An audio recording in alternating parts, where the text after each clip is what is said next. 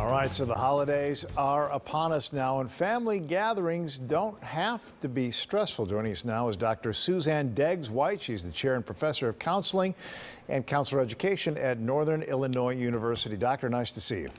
Thank you so much for having me. Glad to have you here. So, a lot of people, I'm guessing, got some good practice at Thanksgiving and the gatherings there. You talk about boundaries and how they can change your life for the better here. You write a lot about that, a whole host of them. Can you take us through some of them and why they're so important and how you make them work?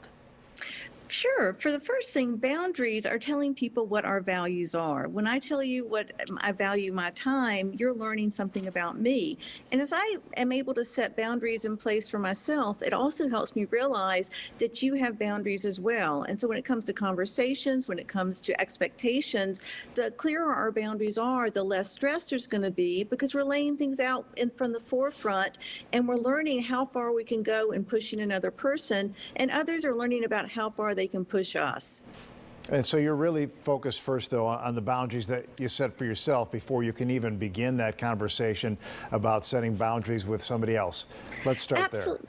Yeah, you've got to set boundaries for yourself. One, you've got to show folks what you value about your time. If you're always letting yourself be used by other people, you're not allowing yourself to use your gifts and talents for the purposes you'd like to.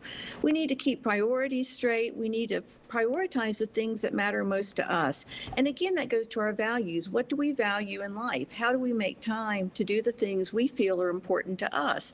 And as we set our boundaries, we're going to be able to raise our self-esteem, raise our self-respect, and we're modeling for others how to do that as well. So it's kind of that win-win situation.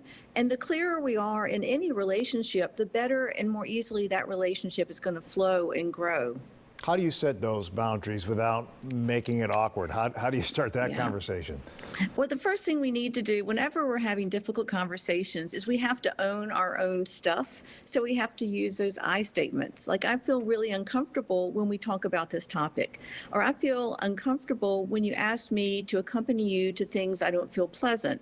I feel like you're not valuing my time the way I'm valuing yours.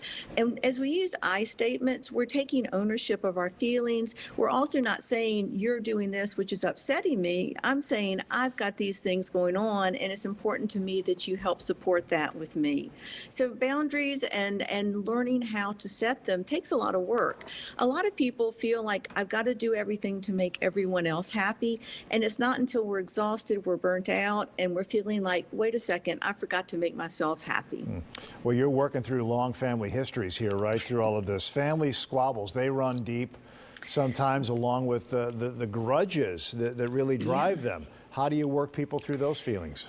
Yeah, I tell you, the divisiveness, we're experiencing things in splits in families. I mean, the Chicago Bears, Detroit Lions, that's one thing. But when it comes down to the things we're facing now, where we feel like health risks are at stake, all these things are really high stakes topics. And it's important, number one, that we say, can we go there with this person or do we need to step back? Always ask yourself before you start a difficult conversation if you feel it's safe, if the person's ready to have that conversation.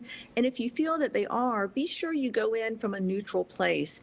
Invite folks to help educate you about their perspectives. You know, everyone likes to talk about their opinions. And if you say, tell me more about what you think about this topic, or how did you learn to feel this way about this issue, it helps you understand someone else's perspective.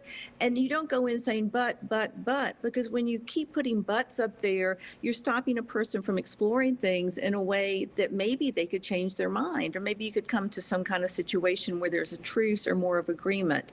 And as far as grudges, we talk about grudge matches. We kind of laugh about those things. But the truth is, if you're carrying a grudge, it means you stoop to pick it up and you're the only one who can put it down.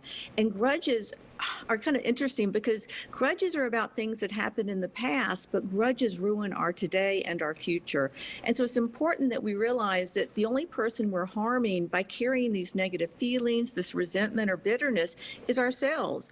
Because the more we ruminate about negative events and past events, the more likely we are to feel stressed, our heart rate goes up, blood pressure goes up, cortisol, which is our stress hormone, keeps circulating. And they've shown that cortisol in the system is related to obesity, it's related to diabetes and heart disease. So these things we're doing to ourselves because we're angry at someone who did something in the past. So the important thing is ask yourself if you can put the grudge down, if you can let it go. A lot of people say forgiveness is hard, and one way of looking at forgiveness is being the opposite of unforgiveness. So maybe if you're not willing to say, I love you, it's all okay, I forgive you, can you let go of that unforgiveness so you can get past that block in the relationship, and so you can free yourself up to enjoy today, not being held back by mistakes last year. And I'm guessing something else that you're really good at is listening more than talking, and try your best, as hard as it can be sometimes, to keep the judgment out of things. Yeah, judgment has no place in a conversation between people who care about each other when the topic is really inflammatory. You can have your opinions, but sometimes you need to kind of step back and come from that place of not knowing and not adding fuel to a fire, especially around the holidays, because we really do need to focus on this moment and being present. Dr. Suzanne Deggs-White, this has been very therapeutic. Thanks for your time tonight. We appreciate it very much. Thank you. All right, take care. Checking out with